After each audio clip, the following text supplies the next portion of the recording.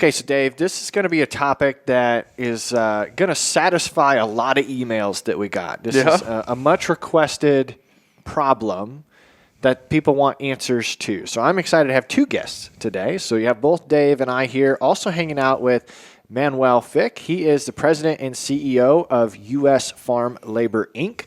And we also have Alex Craquiolo. I had to say it like that. I know how to pronounce it, but I had to give you a hard time because it looks nothing like it's spelled. But he's a technical writer for these guys as well. So Manuel was born in South Africa, spent some time in the South African military, and he has a degree in industrial sociology and taught sociology and psychology and even statistics for a while, Dave. Interesting. In 1988, he immigrated to America with his wife, Kathy, and that is a little bit of a tip-off besides the title of the episode in the fact that we're going to look at solving some U.S. farm labor issues with an H2A insight on the program there. Alex himself, born in South Florida, has a degree in English from Western Carolina University. He's working for U.S. Farm Labor since 2015. He's worked in several phases of the H2A program, so he's going to be able to help us with the workflow throughout this. Currently, he's specializing in the regulatory compliance and assisting clients with their audits and developing innovative tech solutions for the challenges that we're going to talk about during today. But ultimately, David, we've got these two awesome men here to help us tackle the program that maybe our listeners aren't too sure of. They've all heard of H2A labor, and maybe they don't know how it could apply, affect, or benefit their farms. So, gentlemen, thanks for coming, Manuel. Why don't we start with you? How would you introduce yourself? You know how you hear something and your wife just says you stop listening? I heard South Africa. I didn't catch any of the rest. I'm thinking, yep, I went to South Africa once, and I never heard any of the rest of what you said. But so I'm like, all right, what are we talking about? We are talking about hiring outside the country help, That's H2A. Right. That's what we're talking about? All right. Yes. Manuel, tell us more about yourself. Well, I came with my wife in 1998. We immigrated here. Initially, we came on a H1B, and she was a physical therapist. And they offered the opportunity to come treat the baby boomers. And we thought that's a great thing. We'll move around. So we came to America, and I couldn't work in the beginning. Spent 4 years waiting for my work authorization. And then when it was done, I worked a little bit for some people and then started this business in 2003. So we've been going for 20 years now. This coming year is our 20th year. We took over initially existing business that a lady who started it by discovering, she and her husband tried to find small ethanol plants in North Dakota and discovered that there was no labor there. And then they went back. She started a business, and when she couldn't stay in America any longer, we made a deal. I took over a client base and grew it from 30 people at that time to about 900 clients 20 years later. So we immediately, when we started off, it was a tough business to get into with a foreign accent and a foreigner and trying to tell farmers that you'll have some great people that can work for them. But it slowly worked, and we traveled, my wife and I, and took a camper and traveled to North Dakota, South Dakota, Minnesota, and Iowa, and all those places, and met the few people that we started with and grew our business by word of mouth. From that day on. And that's mostly how we have grown it. That's probably why people don't really know about us. But we have a big presence in the country, in North Dakota especially. There's over 300 farmers that utilize our South African guys. Wow. So yeah, a little quick snapshot there. I love that. So maybe I missed it. What's the name of the business? It's called USA Farm Labor. And to be honest, initially we called ourselves Pluto. If you maybe Google backwards in 2003, I registered that name standing for placing labor in unique trade opportunities, since we were going to supply labor in many fields, in H2A and B. But B never took off, and we stayed out of it. We can do H2B people too, but that's for business, where H2A is for agriculture.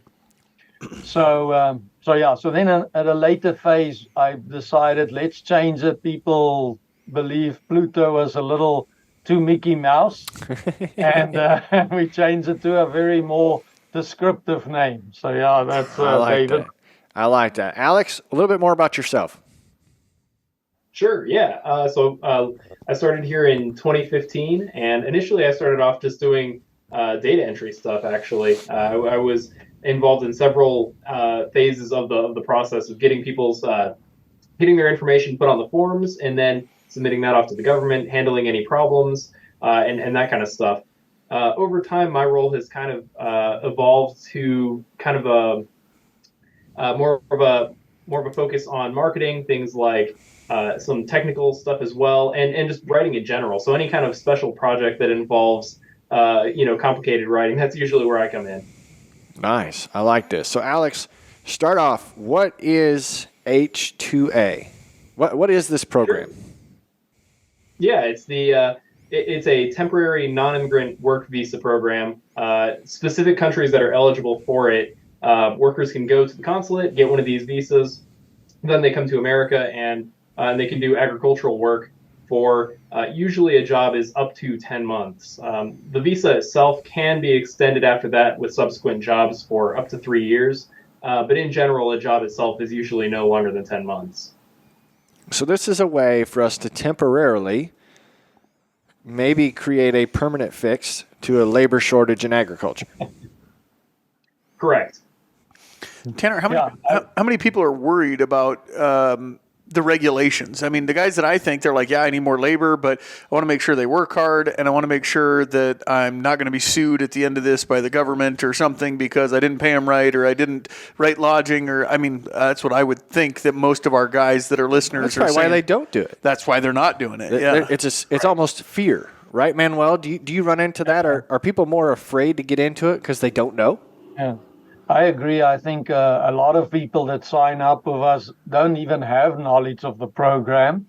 And then those who do are concerned about the red tape, the bureaucracy, the involvement, the role the government plays, and all the prescribed rules and regulations. And unfortunately, there is tons of it in this program. Alex helps me full time just to make sure we stay in compliance ourselves. We say to the right things to employers. We help them to navigate through this, and we teach them and train them what they have to do and say to comply. So yeah, you're correct. Definitely a lot of fear from people, but we've put them at ease. We've developed a great way of presenting it to them, and hold their hand through everything, so that they don't have to worry about it as such. I mean, if you deliberately do not want to follow the prescribed rules, which we clearly would share with you, then it could be problematic. Sure. Yeah. So, Alex, how do we qualify? How does a listener qualify to use an H2A program? And that's a great question. It's one of the questions we get all the time, actually. People come to us all the time and say, here's what I do. Does this qualify? And it's one of those things where it kind of has to work on a case-by-case basis. Generally, in order to qualify, something has to be agricultural. And sort of the rule of thumb for that is the work done either on a farm or in the employ of a farmer. Generally, if it's one or the other, usually it's fine in the agricultural area there. The harder area really is the seasonal issue, because the work has to be seasonal as well. And where that can trip people up is, for instance, if you're doing normal crop farming, that's generally considered seasonal. You don't really run into an issue with that. But where people get hurt by that is the dairy industry, because dairy needs labor just as much as anybody else, of course. But the Department of Labor sees that work as year round, since the cows have to be milked every day and fed every day. And right. It ends up being more of a year-round job rather than just a seasonal gig. Yeah, so that does definitely create an issue. And you said it's up to 10 months, but can be extended. What do you think? So, Alex, I have questions now. So, listeners, we have all different listeners from lots of acres to minimal acres. Am I big enough? Like, I only really need 2 guys, maybe 2, maybe 1. Is it a program that I got to have 40 people come in, or is it, how's that work? No, most of our customers actually only bring over about 2 workers. Most of the people that we bring over are semi-skilled guys who come over and drive combines and things like that. And so we ran the statistics not too long ago, and the vast majority of our customers bring over somewhere between 1 and 4 workers. So do I, as the farmer, get to ask, like, I'm really looking for a guy that's mechanically inclined, or I'm looking for a guy that really knows agronomy, or I'm looking for just a guy to feed cows? Like, is there, do you get to specify, like, or is it just, yep, I have labor, you got to teach them? Yeah, how's that work, Manuel? So we have developed tools so that the farmer can clearly, and with a bit of a survey, convey to us what is his need and what type of people he would need, what skill level they need to be, what education level they have to be, and what he would use them for. And we developed on the other side in a big database system we've built over the last 5 years, a way that our workers give that knowledge about their skills, knowledge, and so on. And we even test their attitudes, and we do benchmarking for our clients and figure out what is it that your farm, that a successful person would have to have, and the skills and knowledge he would show. And then we match them up. So we have agents that recruit them for us and offer them for the farmer. We don't give any farmer a specific person. We give him a variety to choose from, and he can pick out of it. Normally, if he wants 10 people, we'll try and give him 15 to choose from. If he wants just 4, he'll get about 8 resumes to 10, and he can look through them. And we have them on our database, even with a video where they can see the person. He can hear what he says and what he speaks, and while he speaks English. And so, so it's absolutely the farmer's choice. But we try and build a system, and where they can easily select the workers that they want. And it varies from, as Alex said, semi-skilled to high-skilled. I mean, we get Red Seal mechanics from South Africa that want to come and work here. We also, just to add to it, don't just bring from South Africa. 80% of our people are from South Africa, but we bring from Ukraine, Moldova, Romania, Bulgaria, Brazil, and North Macedonia, also people. So that's a smaller component, but a wide variety. Tanner, my next thing is, when I hear all the foreign countries where people could come from and help me work, great. What about the language barrier? Is there a language barrier? Like, how do I get over that? Like, yeah, I want a worker, but is this going to work? Yeah, are they required to speak English? So we ask them and try and source them. In South Africa, since English is a second language, 98% can speak English and understand, and that's why this program is so successful out of South Africa. South Africa is the second largest country in the world that brings H2A workers. The first country is Mexico, and then you would have thought some countries around Central America and down around Mexico would be the next. But South Africa brings the second most. So out of Mexico this year came 372,000 workers. Out of South Africa came 12,000 workers to come work, 11,900 to be precise. Sure. So in English, they are good, and that's not really an issue at all. For the other nationalities, there are some challenges sometimes. We actually just this week discovered that we can provide our clients with a phone-like device that you can speak into, and even if you have 3 different nationalities, it will translate your instructions in perfect, whatever their language is, to them to understand, and they can speak back. So we're looking at implementing that just to cross that barrier, because yes, you're right, like our North Macedonian people that we brought, English was their biggest challenge, but they have the skills and the knowledge to do the work.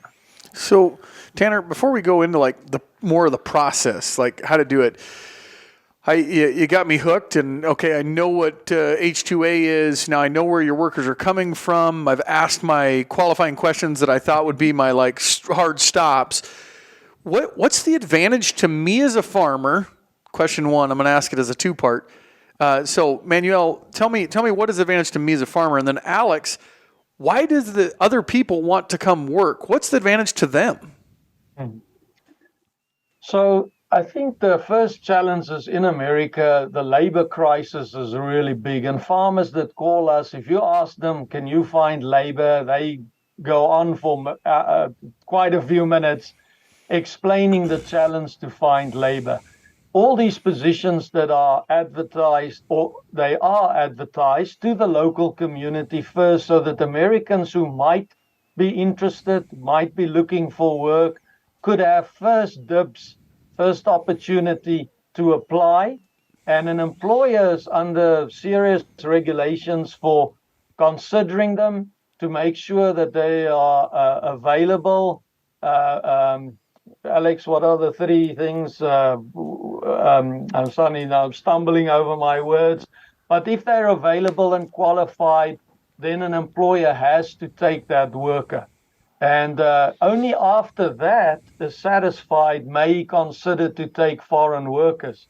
So this whole H2A process obtains him a labor certification where he basically gets permission by the government to hire foreign workers because he tried his darnest best to get them in America. And I assume they come cost effective, or I hate to use the word cheaper.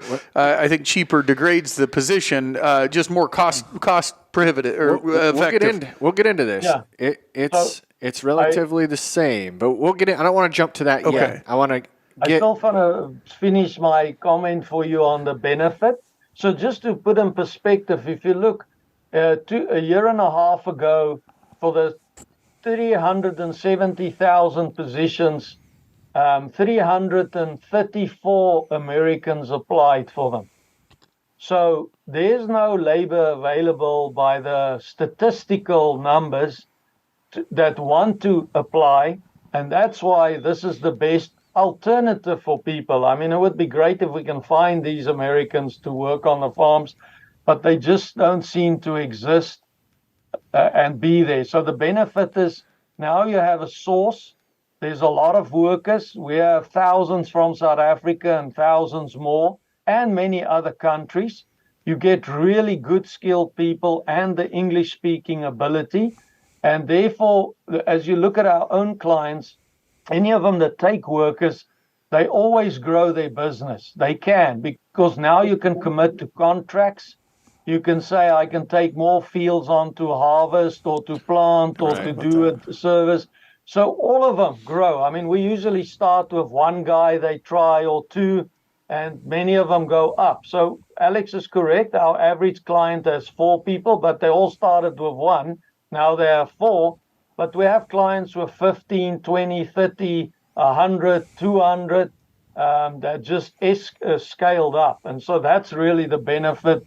And the other thing I always tell people, you're getting reliable labor. This guy shows up, he wants to work, he has nothing else to do, he sacrificed to leave his family and his foreign country. So they chase hours and beg for hours and more hours to work. So an average South African worker or foreign worker works 10 to 12 hours a day easily. And usually relatively with a smile, except if it's maybe too hard. So yeah, David. All right. So Alex, part 2. Why is it an advantage to them to come here and work? I mean, it really at the end of the day, they get paid the adverse effect wage rate, which is in most cases substantially higher than what they'd be getting back home. And then of course after that you take into account the exchange rate, and they end up making really good money. The adverse effect wage rate, of course, differs by region, but it's I think at the low end, I believe it's around it's somewhere between $11 and $12 on the low end. Over in California, I think they're up to what is it now? $17 or something like that. It's so these workers end up making quite a bit more than they would make back home, especially with the exchange rate. Okay, so that's good. We got the reason why it benefits us. There's obviously incentive for them to come and help and apply for this program to be available. And then I can't get over the statistic. He was basically 1/100%. If there was very few Americans applying for these jobs that were filled by 330-some thousand H2A workers. So that's really good. So now, Alex, we're not going to be able to get into it really in depth. Let's hit the process. Let's just go high level because obviously it's going to be different and you're going to consult each one of our listeners. But walk me through what does the process look like kind of high level? Sure. So at the start, we kind of we'll have a conversation with each individual customer, kind of get a feel for what their needs are and the details surrounding their business. We then take that information and we have them fill out a form as well to help us get that information. And we take that information and we fill it in on some government forms, submit that off to various levels of the government. First, the state level, then federal level to get authorization to hire these workers. Then once they receive that authorization, we submit a petition for a visa at the USCIS, which then causes the visa to be sent to the consulate in that country. The worker can then go and get that visa and fly over here. So that's the really, really high level overview of how that works. And in the middle of that, like Manuel said, you have to advertise this role in your local community. Because if you get a qualified candidate, you're supposed to take the qualified candidate. Absolutely, and it's one of those things where it is one of the main requirements for the program, but it's also something that it's because of this need for labor. I mean, everybody I talk to, they all say the same thing. Listen, I'm doing the best I can to find anybody to hire, but I just can't find anybody. I also in my time here, I've been helping clients with audits as well. And I'm sure you guys want to get into that a little bit later. But one thing that I hear every time when I ask them, like, so did any Americans apply for this job? Every single time they come back to me and say, no, nobody applied. I had nobody showed any interest in this job at all. Okay, so Manuel, our listeners kind of know that you will help walk them through the process. But what's the time frame? How far in advance do we need to start this before we need the help? Okay, so if we take a general farmer in North Dakota, they normally start somewhere in March, April to plant their crops and so on. So if their start date is, say, March 1, they can start 75 days before that, and we would like them to even contact us earlier. So anybody that at the moment would listen to this podcast can still get in. There is an opportunity to do an emergency filing, which is a shorter period of 45 days. But generally, from the day we start till a worker lands in America is 90 days at minimum. So if people on this podcast listens to it and thinks, okay, it's today, January 6th, they could consider February, March, April 6th, somewhere around there to see a person. So that's a quick answer. Hopefully that gives some guidance. Yeah, we can't do it. We can't expect somebody here 2 weeks from now. That's the point. Is this is something you got to plan ahead with, Dave, as far as that goes. How many acronyms do you think? Just kidding. I bet there's a lot of acronyms in this. Ag itself. That in agriculture itself. You combine ag and government, and I'm sure it's all acronyms. So one thing I've heard on H2A employees, do you have to have housing for them? The couple guys I know have housing for them, and that might be a limiting factor. They have to have somewhere to live. I'm sure there's certain requirements. Yeah. No, for sure there is. There's definitely there's a few things that they must supply, like free housing for the worker with beds in it, a kitchen, cutlery, crockery, water, electricity for free. They have to supply the guy with transportation once a week to get to a shop and buy his food. There's some free arrangements surrounding food, but most farmers that care for this put them in an old house on their farm after they moved out of their own one and built themselves a nice, beautiful one. And as long as the house is in great shape with all its doors and screens and things, and it's a place you would like to live in or still live in, then it would be acceptable. It gets inspected as such. So yeah, so that there's some requirements around there. There's some other costs involved that you guys were referring to a little bit, and I don't know if we want to go there yet. Is it more expensive? So yes, to do this is for sure more expensive for a farmer than taking local labor. On broadly, we've worked out that it would cost you approximately $433 a month more per worker if you take him on an H2A program. And that covers indirect and direct costs. So if you ask yourself, not having labor versus, okay, I got some labor and it's only $433 broadly per month more, is it worth it? So it doesn't sound like a too big a price to pay. And each one will have to make their own calculations on that. I like the way he went because, I had prepared the outline so I knew the answer to when you were started to bring that up and I interrupted you. It's not a cheaper option. We're not doing this to save money for the farm. We're doing this to get qualified help. Well, it made me wonder, even like workman's comp, are they W-2 employees? Are they 1099 employees? Do we pay taxes, retirement on their behalf? Like, is it cheaper holistically? It doesn't sound like it is. It sounds like we have to have a house. We get them over here where there's extra paperwork. There's some fees, but I have guaranteed labor that is here and wants to work for it and qualified. Yeah. No, I agree. I mean, you ask about the W-2, and yes, they will be W-2'd. Two, you don't have to pay your portion of any taxes on them. That's one privilege of the H2A program.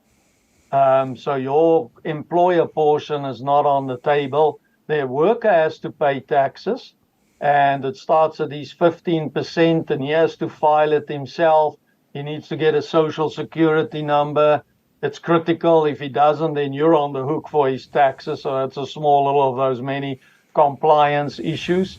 But yeah, it definitely can help. And as you say, it's there for the reliable labor that you're basically getting every day, showing up, and you can do your stuff and get your crops in and get it off. So Alex, this is a legal process. This isn't the headline news that we're getting about border crossings and political mess, but yet it's still a political battle around the continuance of this program. But this is legal, correct? Yes or no? Oh, absolutely. Yeah. Absolutely, yes. It definitely does have its own challenges to it, but yes, all of this it's legal. Okay. And I was reading through this, Dave. It's interesting because you got to get them a driver's license. If you want them to drive something here, you have to work with them to get their driver's license.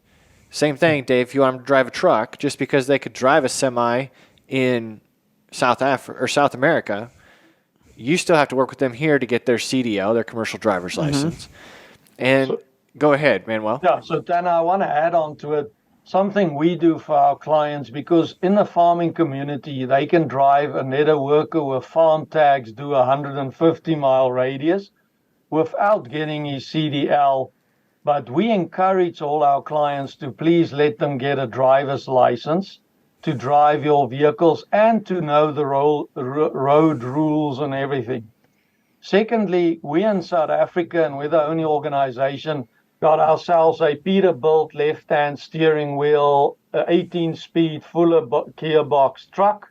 And we have a testing ground and training so we can train our guys on this left-hand drive truck so that before they come, they already can pass the ELDT requirement when they arrive, and then can do their CDL if an employer would like them to do it. So that's a special, unique feature and value we give. We have a client in Iowa, for instance, your state, where they need crop sprayers for that type of spraying and truck drivers. So we're training them. We're testing them. We're not training them. If they need a bit of training in terms of the left-hand steering, then they're going to go to that trucking facility. and do that. But we're also putting forth testing and verification of their skills in terms of chemical mixing and spraying application. I didn't even think about right hand steering versus left hand. Of course, that would be a little bit of a shock, something that would take a little bit of time to get used to. So we kind of hit on it that when I dug into the meal requirements side, you got to be able to provide them a place to cook their meals and give them transportation to go get groceries. But there are some farm operations that provide 3 meals a day, and that's also acceptable. If you do have a cook, or when you went to the ranch, there was someone that provided breakfast, lunch, and it was Jay Lazy S Ranch. That's an option, right, Alex? That's absolutely an option, yes. There are some rules around it. The meals have to be, for instance, prepared and delivered in a sanitary, timely way. They also have to be calorically sufficient, although the government hasn't given us any specific guidelines on what that means yet. That's actually specific wording that came out in this last round of new rules here, and we're still waiting for some clarification on it. But yes, it is an option, but there are some rules surrounding it that have to be taken into account. We can definitely provide some guidance on that as well. I can't imagine anybody would want to take on trying to do this themselves. And I didn't know until today that there's an organization like yourself that's out there, USA Farm Labor. Is there other people that do the same thing? I mean, is there multiple organizations? Not that you want to give me who your competitors are, but is there like 25 different companies that do this? I wouldn't have known there was one. So there are approximately 5 or 6 big ones. We're the largest from South Africa. Okay. Our biggest other competitor has more clients, but not so many South Africans. There's a lot of smaller people, and there's even farmers who do this themselves.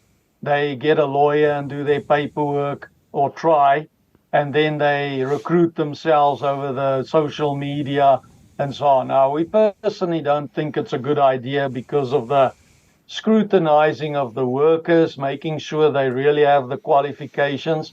They are pretty desperate to come work in America. The whole world will come work here. If you see the border, you can see 5 million comes very quickly if it's any way possible.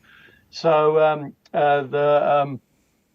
these South Africans guys, they would love to be here. And like Alex said, the exchange rate makes it unbelievably lucrative for them. The countries where we recruit the most is where the exchange rate, like South Africa, is something like 1 to 18. And in Europe, some places too, where the exchange rate becomes equal, there's less motivation to come and leave your family and come work here for 10 months. I went off on a rabbit trail. You guys will have to pull this straight. I got a question for you. You said that if you can see the border, you want to come to USA. Awesome. If people do come, so I assume, I haven't asked this question, but I assume we don't get to pick the individual labor. However, if they came to my farm last year, they know my equipment, they know me, we worked well together, arguably I'm going to vie for the same guy next year. And let's say that you allow me to do that 5 years in a row and we build such a great relationship that, man, I want to hire this guy full time.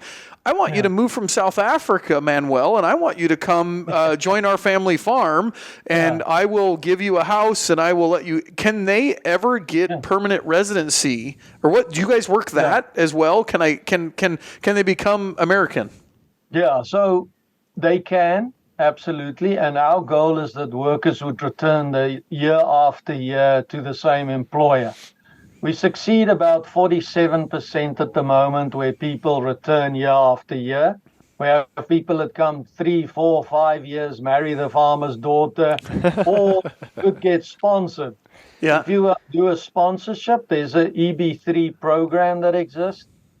We have a lawyer that we work with, actually 2 of them, and we refer you to them, speak to them. It's a 2.5-year process, cost about $12,000. And the guy has a green card and he can work for you permanently. The only challenge a little bit about doing that is if it's not somebody that has such a great relationship with you or you with him, he might get his green card and then he might find greener fields. Sure. Because suddenly the whole market is his oyster and he can go anywhere. So great, thank you that you helped me. I'm very thankful, but he might move on.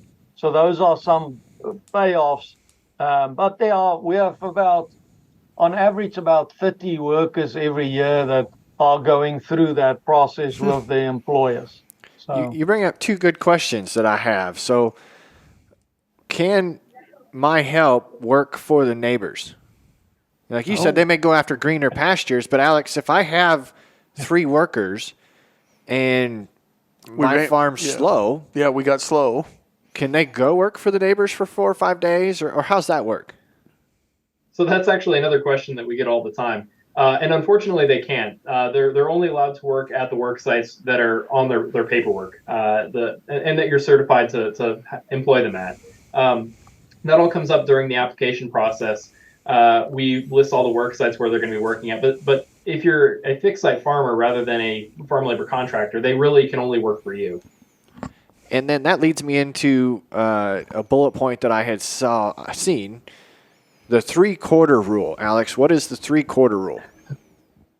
So the 3/4 rule is a tricky thing that a lot of people have misconceptions about. The idea behind it is when you fill out your application to get certified to hire these workers, you estimate kind of how many hours they're going to be working per week, and of course you give the range of when they plan on starting and when they plan on ending.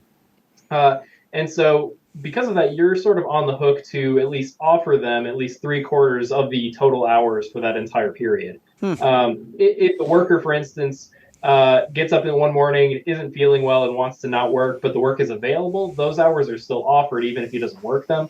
Alternatively, if the for instance, let's say it rains out one day and it's just everything's too wet to work. In that case, since the work's not available, you have to sort of make a note of, not as many hours were available this particular day. And so you're kind of tracking your progress towards this limit of offering at least 3/4 of the hours for the season.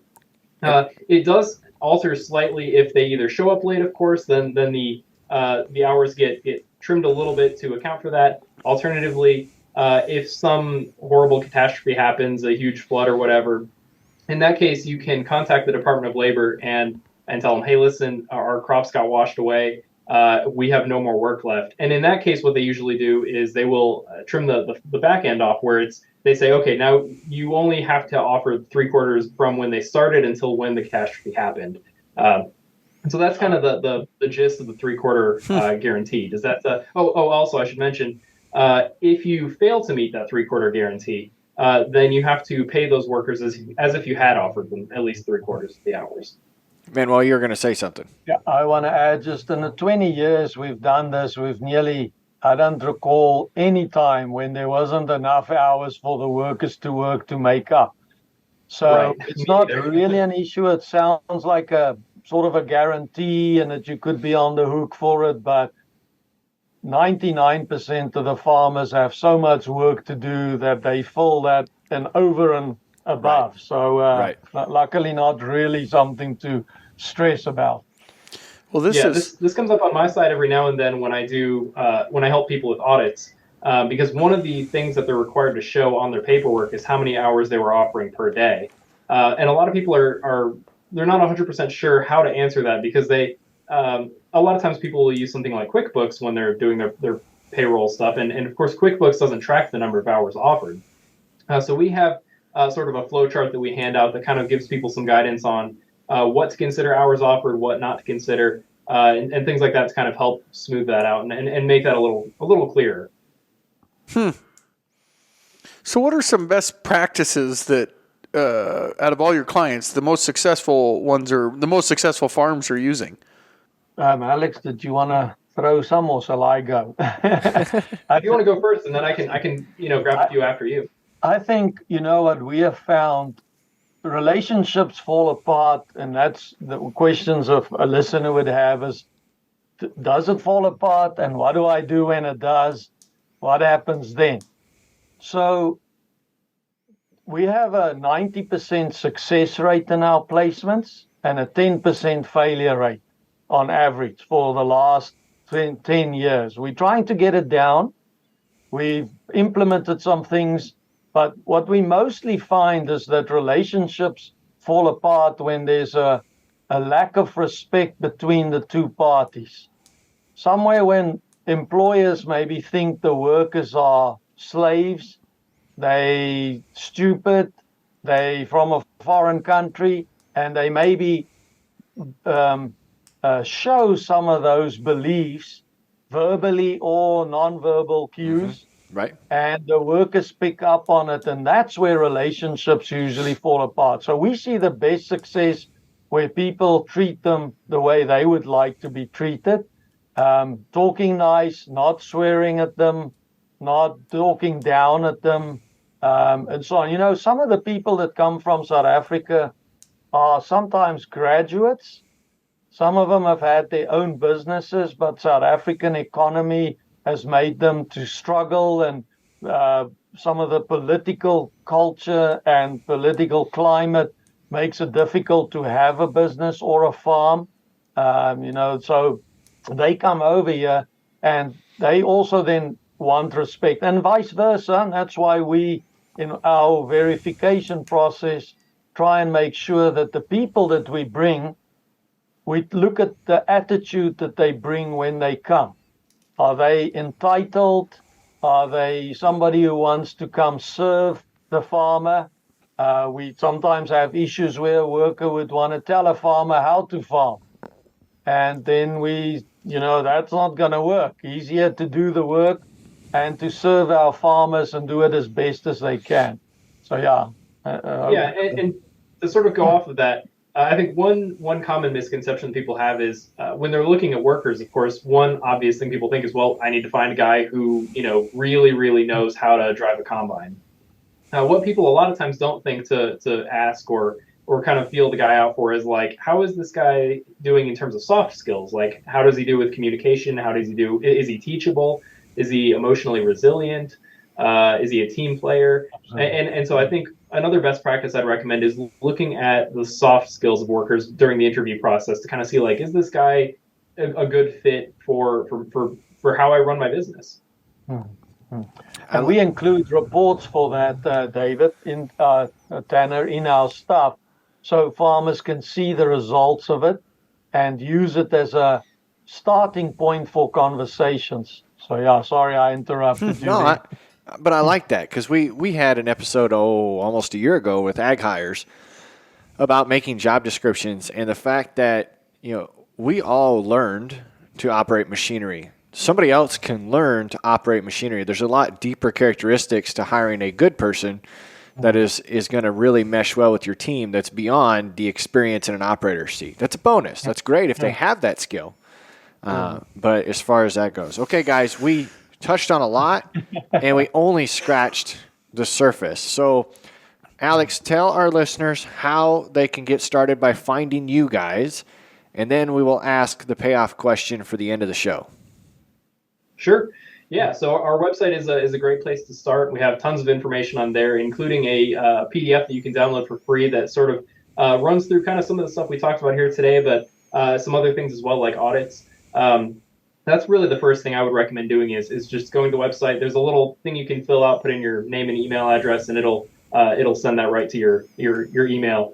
And of course, after that, if you want to give us a call, one of our people will be happy to talk to you and answer any questions and kind of see if this would be a good fit for you. And that's really what I'd recommend. We have a really because of how everything's dependent on the situation involved with the company and with the job specifically.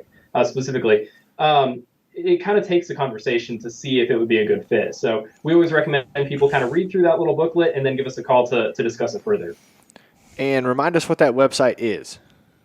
Sure, usafarmlabor.com. All right, perfect. That's the one I had pulled up. Wanted to make sure it was the right one. So slower, this is the auctioneer saying this, usafarmlabor.com. Yes. Okay, gentlemen, we ask every one of our guests the same question, and it is, what does success look like to you? So think about that. You'll each get a chance to answer that. I'm going to try and summarize what we chatted about today. So we were here talking with Manuel and Alex from U.S. Farm Labor.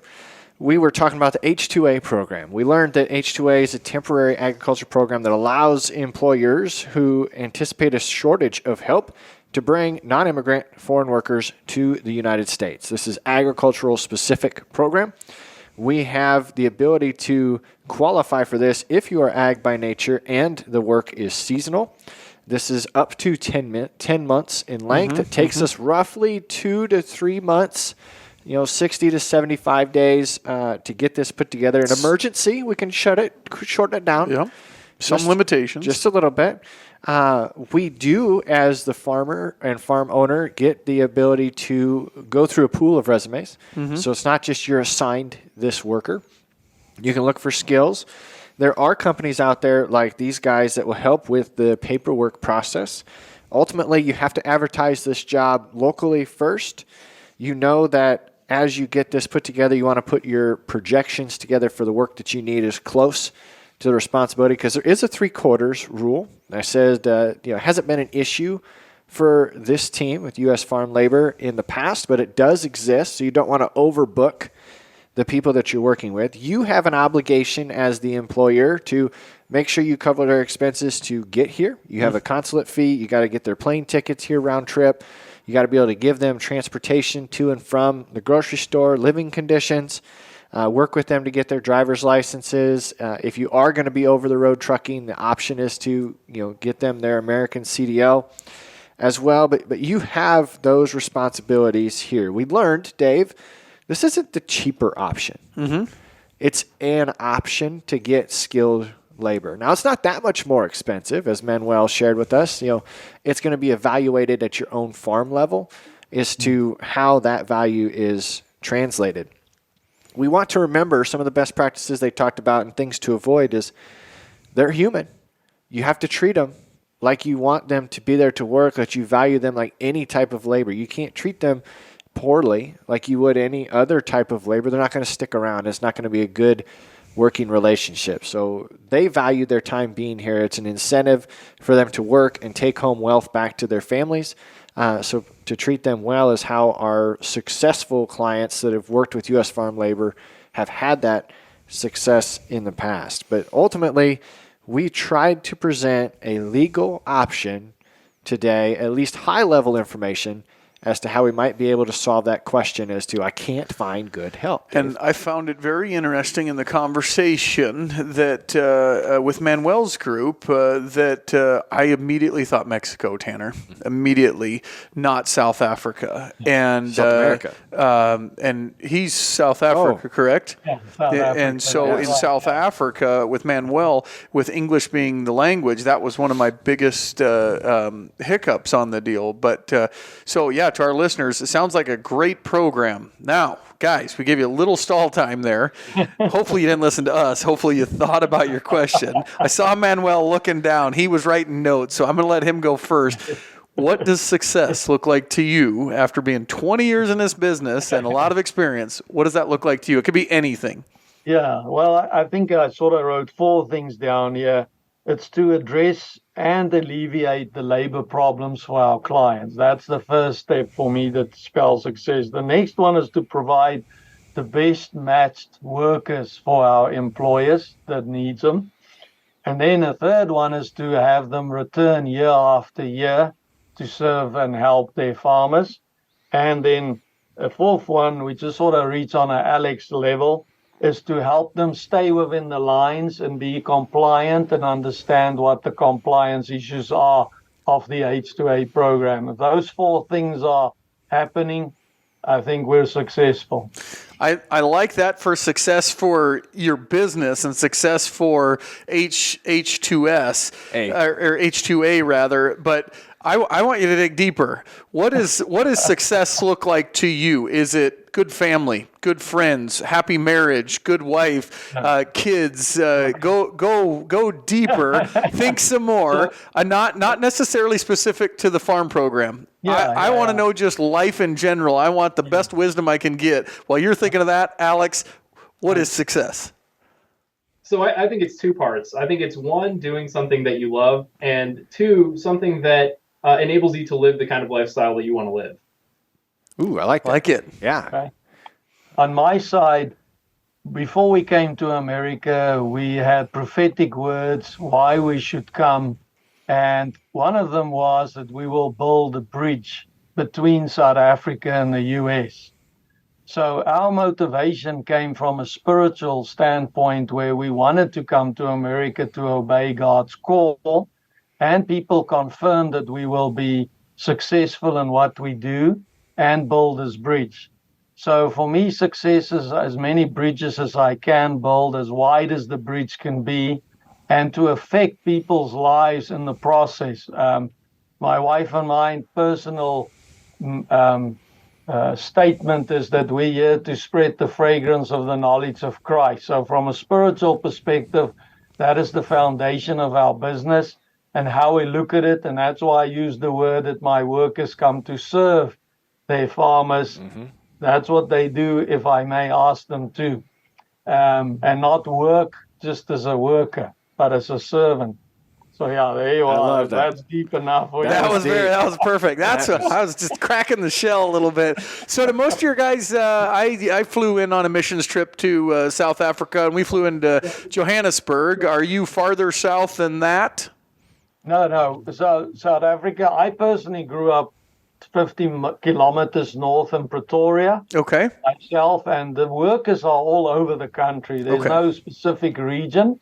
Maybe the English side of South Africa is the KwaZulu-Natal, and more English people live there and farm. So we have a little less English. I would say 80% of all the workers who come are Afrikaans speaking. And then we also have, we're starting and really trying our best to bring people of color to come, and black people and colored and Indian. And we had about 10 colored people that came this year and worked, and also from South Africa, and they from the Cape. And we're growing that as such to help accommodate them too and build them up and provide opportunity for them. Love it. I love this. This has been a great episode. But Dave, listeners don't get off easy either. What's your challenge for them today? I think outside the box. You know, I didn't. I thought it was too complicated. I thought it was too complicated, that it wouldn't be worth my time to do it. But I think the biggest thing that I didn't think of that Manuel said is, if you're making the commitment to leave your family for 10 months, you're here to work. Mm-hmm. You are motivated. I don't know that I can find somebody locally that is that motivated, that they're willing to leave their family for 10 months to make money to support. That's all attitude. I actually think the attitude of the workers that Manuel might bring is better than I can find locally. Yeah. So I'm going to challenge you to open your eyes and look a little broader. Build a bridge. Build a bridge, as Manuel would say. Guys, this has been a pleasure. I appreciate you helping to educate our listeners and at least cracking the door open just a little bit for them to consider it.